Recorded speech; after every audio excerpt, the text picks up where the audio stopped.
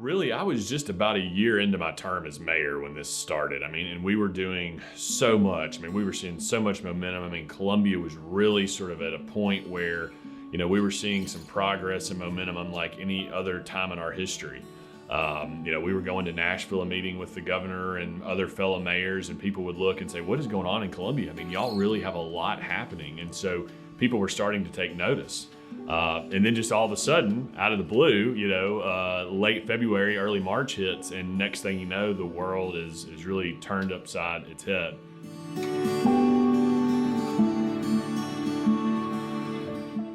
So my name is Chaz Molder. I am 36 years old. Was elected mayor of Columbia in November of 2018. Born and raised in Columbia, wife and 3 kids. Met my wife at UT Knoxville. We were in college together, and her dream was to marry someone to go back to her hometown in West Tennessee, and my dream was to come back home to my town. And I tell people all the time that's the only thing that I've won. But seriously, very, very lucky guy to have my wife and 3 kids here in my hometown. I live less than a quarter of a mile away from my law office, so I walk to work. We walk to church right down here and walk to City Hall, and so my entire universe is sort of right here in this bubble here in downtown Columbia. I have a couple of different roles that I play. Number one, most important role is a father and a husband to 3 young children. My 9-year-old girl, 6-year-old boy, and 3-year-old daughter. They're at a very impressionable age, all 3 of them. And so that's been a management role that my wife and I have had to fill for the 3 kids, sort of the uncertainty. My 9-year-old was graduating McDowell Elementary School as a 4th grader and is sad that she didn't get to see that happen. My 6-year-old son isn't so sad that school ended early. And then my 3-year-old isn't quite sure what's going on. But then also as mayor, trying to lead a city at a time when, the world is experiencing things that we've never seen before. I say all the time, there's no playbook how to manage through a crisis. What I've tried to do is be positive and focus on the positives, recognizing that it's not always easy to focus on the positives when you see so much negative out there. But really, during the first part of the pandemic was making sure from a medical perspective our community could survive. And so that was having close coordination with our local hospital, which is a large hospital for this area, and speaking with medical providers and making sure people were doing all the right things. And fortunately, we seem to have survived the worst of the medical part. And so now the role sort of transitions into helping with the economic comeback, recognizing that there is a lot of sort of consequence to the shutdowns of the economy, and trying to do what I can as mayor to help promote the comeback going forward. Well, the first thing that I decided to do was be very vocal with regard to we've got to shut down. Because the sooner we shut down, the sooner that we can make sure this curve flattens and never gets to a level that's unmanageable. And fortunately, that ended up happening.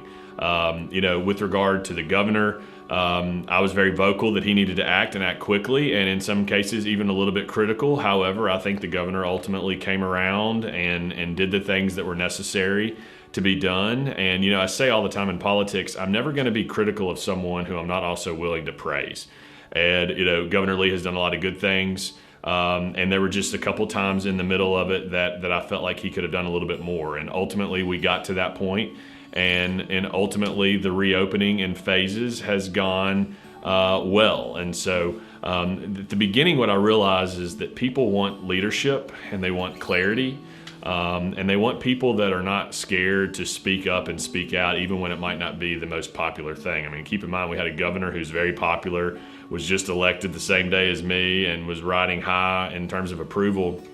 But there was, at the beginning of this crisis, they weren't even releasing the counties where the confirmed cases were. And I thought that was just totally a disservice to the entire state, because, look, if we had 10 cases and they're not telling us where they are, well, then I must assume that all 10 of them are here in Columbia. Because unless they say otherwise, we have to operate on that assumption. And fortunately, they came around and started telling us. And so really just being that sort of face for this community and sticking up for our community has been what my primary focus was from the beginning, and what that continues to be today. At the end of the day, we're all in this together. And one thing that I have been sort of disgusted about during the crisis is that there is a lot of political people choosing political sides. And in a medical pandemic, in my view, it's not a political situation.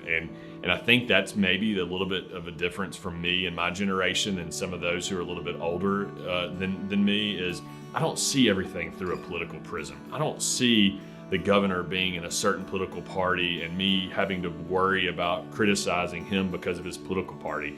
What I see is I'm elected as a mayor in a community that elected me to lead and to serve. And sure, there are times where, maybe I have to take a position that might not be overly popular, but I have to remember that my primary purpose as mayor is to represent this community.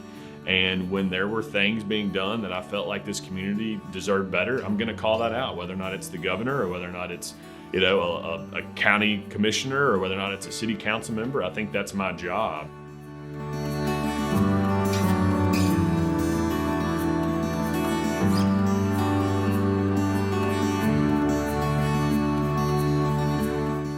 It's been said, in the worst of times, the best of humanity shines, and you talk about the best of humanity. I mean, whether it be the 80-year-old lady down the street from me who has made hundreds of cloth masks to give out to local nursing homes and other businesses that needed them, whether it be the over 175,000 meals that our local school system has continued to provide to the school children, recognizing that that's the biggest loser in this crisis in my mind from a non-medical standpoint are the students. A lot of times you look at the third grade reading level, and if you're on a third grade reading level by third grade, that's one of the strongest indicators of your ability to graduate high school.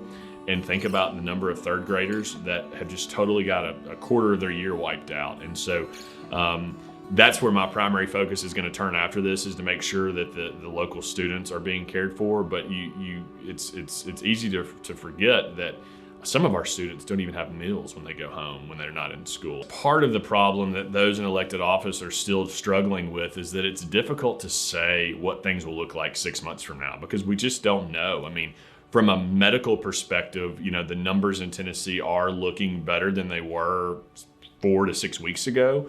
But what happens if we see another huge spike 6 weeks from now that starts to stress our hospitals, and that we're low again on PPE equipment or ventilators and that sort of thing? And until there is a vaccine for this virus, I do not believe we will be back to the world that we knew before it started. And so a lot of these sort of uncharted territories are going to be the new norm for us. I mean, there's no question our city has taken a financial hit. We rely heavily on sales tax, and sales tax has gone way down.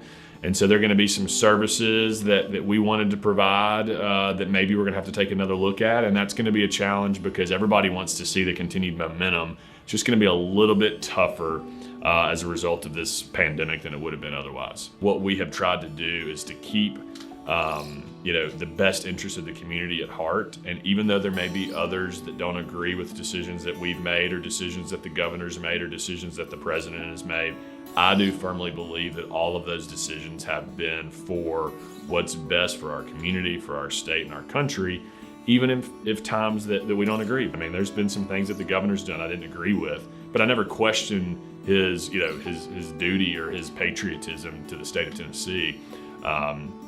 And so I think that that's my primary message to the community is thank you for hanging in there, and just sort of thank you for understanding that the next several weeks and months are going to be, maybe not as troublesome as the last several weeks and months have been, but they're still going to be troublesome with respect to being in sort of this new territory that we're all, unaccustomed to. And again, I go back to where I started. There's just really no playbook for this. We're all in it together. And I believe that this community is as well positioned as any community to begin to come back and to be stronger than it was before. And that's what my objective is going forward.